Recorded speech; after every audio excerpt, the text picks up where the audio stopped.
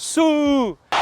Well, it doesn't get much better than that. Men juda ham xursandman. Mana aprel oyining 4-yilini yopyapmiz bugun. Aziz aka degan odam Filadelfiyadan uy olyapti. Bora Filadelfiya menimcha Samarqandiya bo'lib ketishi ham mumkin. Chunki keyingi hafta dushanba kuni ikkita closingimiz bor Filadelfiyada. Bitta New Jerseyda, bitta Staten Islandda. Vatandoshlarimiz uy olyapti. Men juda ham xursandman. Bu hammasi emas, eng muhimi men nafaqat uy topib beryapman, balki mortgage-ni ham qilib beryapman. Mana shu Aziz akaning mortgage-ni ham o'zimiz qildik.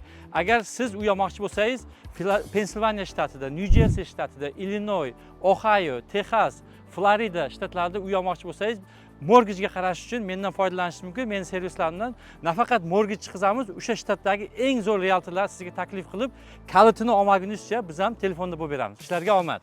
Assalomu alaykum azizlarim. Bugun yana bitta quvonchli kun.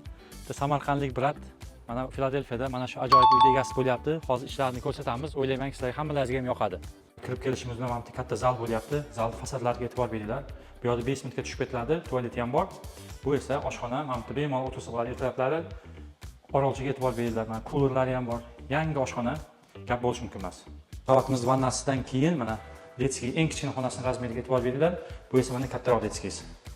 Master bedroom razmerlariga gap bo'lishi mumkin emas. Mana ikkita kladovkalari bilan birga vannaga o'zlaring baho beringlar.